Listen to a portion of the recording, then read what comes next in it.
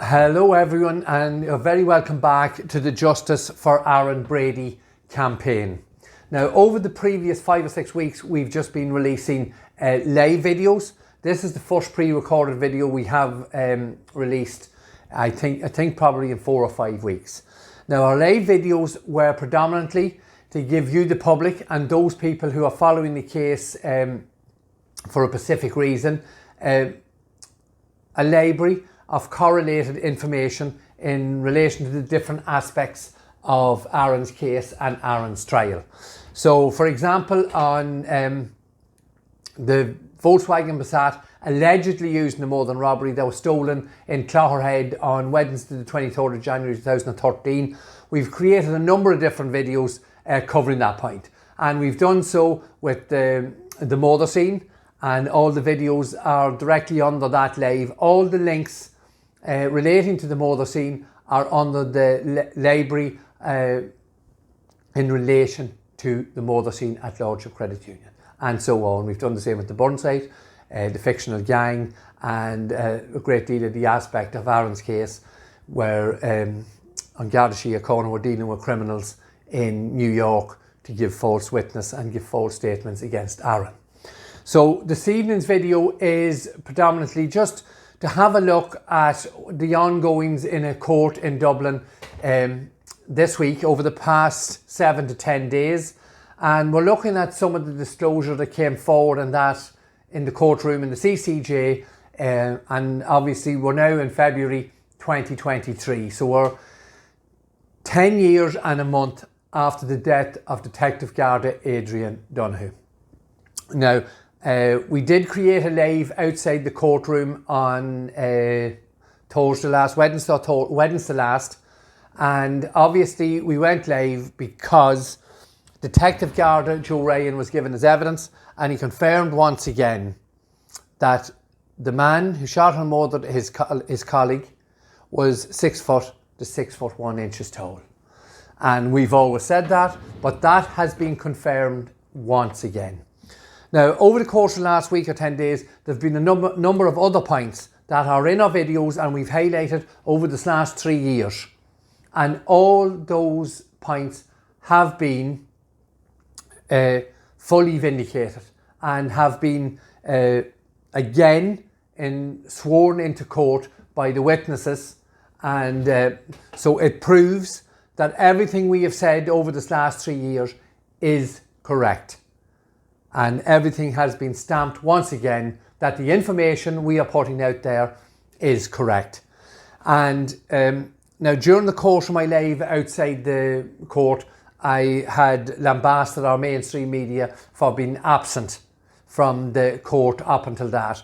And I do have to say thank you to court reporter Alison O Riordan, who did report on Joe Ryan's statement and on the credit union workers' statement on that Wednesday. And she gave a full report, which we will put the link up to. And it reaffirms exactly what we said, as I say, over the course of the 3 years. In her article, Miss O'Riordan did tell us that Detective Joe Ryan said the man with the shotgun was tall, about 6 feet to 6 feet 1 inch, of thin build, with a balaclava over his head. He said the man was roaring and shouting and he couldn't place the accent. The raider with the handgun was smaller, about 5 foot 6 or 7 inches. He said his accent was border or loud. So once again, we are saying quite clearly, the evidence given by the eyewitness, a man with 23 or 24 years experience along the border, a well-respected member of Garda Síochána, had good perspective looking at the two raiders. And the man who shot and murdered his friend and his colleague, Detective Garda Adrian Donohue, could not have been Aaron Brady. That is the bottom line of what was confirmed in the Criminal Courts of Justice in Dublin last week. That is the bottom line. And again, on Wednesday last, very vital information that we have portrayed during the course of Aaron's campaign through the videos.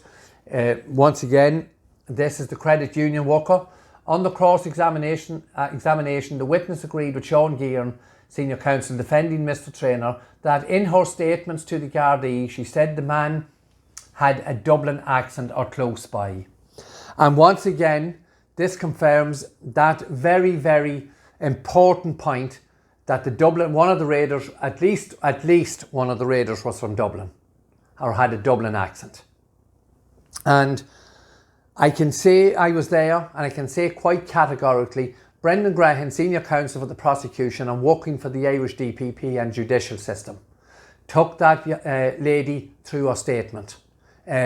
Almost verbatim as what she told, and I explained about the walkie-talkie in his hand, his size, he's bulky, not that tall, went through it all. And Brendan Graham deliberately avoided the information about the Dublin accent because he's hiding vital evidence.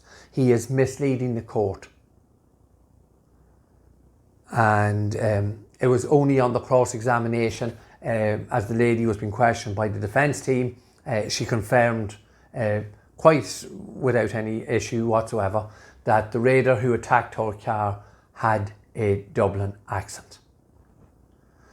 And there's been a number of other issues. So obviously you see there, that's those two clips I just popped up on the screen were from Alison O Riordan's article that went on a number of social media sites. Now, for the previous 7 to 10 days, there was no mainstream journalist there. And they missed, again, vital information. It's very difficult to understand how the likes of Schiller, Paul Reynolds, Owen Reynolds, like where was Barry Cummins during the course of these testimony? These poor people had to come from the credit union and relive that horrific night. Barry Cummins was sitting in these people's gardens drinking tea, making an absolutely shambolic programme for primetime TV, a propaganda programme created by the mainstream media for the Irish corrupt state. And no Barry Cummins to sit and have to listen to the exact evidence that exonerates Aaron Brady from the murder and robbery at Lordship Credit Union. And as I say, in the days previous to Joe Ryan's testimony, other witnesses give statements. And if the mainstream media had have been there, they could have had headlines like this: Garda have a witness who seen a car at 10:30 p.m. that was on fire at 10 o'clock. Absolutely amazing. I'm sorry I'm not as good a wordsmith as some of our investigative crime journalists. I'm sure they could put better words to this. But that is exactly what happened once again. And it confirms what the Justice for Aaron Brady campaign has said from day one. The evidence is being manipulated. The evidence is being curated to make a story that simply does not exist. And once again, if you go back to our library underneath the burn site and check any of the videos, you'll see where we highlight this incident where the guards took a witness, the DPP took a witness, that seen a vehicle at 10:30 that was burning at 10 o'clock. And indeed, that witness on 10 days ago gave extra information to prove that it could not have been suspect A's car. Indeed, he confirmed that the 08D Passat that you have listened to tirelessly from the likes of Cummins, Reynolds, Schiller, all these people, Ali Bracken, the 08D Passat that was allegedly used in the murder and robbery, the gentleman at the burn site said the Volkswagen had an English registration plate. And still these people brought witnesses to court to try and create a fluffy story and create a story that is a tissue of lies and can be described as nothing else. This is contempt of court, and we will see it out and we will prove it as such. And if you go into our videos, you'll see why that 10:30 time is also so vitally important, because they might as well have shown 2 vehicles in Killarney, 2 vehicles in Bundoran, 2 vehicles in Skerries on that Friday night, because the times would be impossible for Aaron and suspect A to be in Cullaville before 11 p.m. So it is a total disgrace what is going on within the judicial system. And again, if all our full-time journalists was there, crime journalists was there, we could have had more headlines. Irish judicial system convicts a 5'7" man for a murder committed by a man 6'1" or taller. Tall and slim. Aaron Brady was never tall and slim. Not even for one day was he tall and slim. So you, the Irish public, are being deprived of the facts. And the facts are quite simple. And as this trial in Dublin progresses, you will see, and we will be able to highlight much more clearly, there's worse to come, believe it or not. There's more impossibilities, there's more improbabilities, there's more lies being peddled by Brendan Grehan, the DPP on Garda Síochána. And indeed, in relation to the gang, Mr. Stain stood up for the prosecution during the week and told us that they only had 3 people. And this is very, very vital. Obviously, Aaron is convicted. There's 2 more young men on trial at the moment. Where is the other 2? And the people that were logistically working behind the scenes, where are these people that Brendan Grehan told us about? 8 or 9 people involved. We are now 10 years and 1 month after the murder and robbery. And they're still peddling a curated and manufactured story and trying to muddy the waters completely with a number of other charges totally unrelated to what happened in Clogherhead and to what happened in Lordship Credit Union car park. And we will show that attempt to muddy the waters for what it is. And we are very hopeful, and I think we are confident that the 3 esteemed judges who are hearing this case will see this bullshit for what it is. Another blatant attempt to mislead the Irish judicial system and to mislead the Irish people. So I hope that gives some idea as to what is happening in the courts. We've seen quite clearly the mainstream media is staying away from it. The mainstream media didn't have the manners. Only for Alison O Riordan was the only one had the manners to go and hear Joe Ryan's story once again and give some sort of solace or comfort or support to a man who had to witness the death, the brutal murder of his friend and his colleague.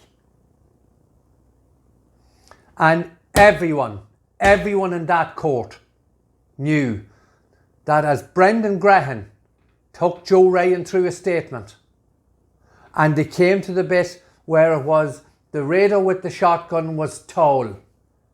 The raider with the shotgun was 6 foot or 6'1". And I have mentioned before, we do have the paperwork where during a further debrief, Joe Ryan says the raider was possibly 6'2". Everyone in that courtroom knew that Aaron Brady's conviction is totally unsafe. It is a complete miscarriage of justice. And I think I said it in the live outside the court. My stomach was churning, as was other people in that room, when they knew and they heard exactly the words uttered by Joe Ryan. That is correct. And once again, I will say there are other families involved here who desperately must want and must need justice. And we're being dragged through this mire of corruption and collusion and total contempt of court and total contempt of our judicial system. It is pathetic, to say the least. There are other words I could use. So we will keep you updated with what's happening as we move forward in this court case. Obviously, we're interested in the evidence that was given in relation to the murder robbery at Lordship Credit Union.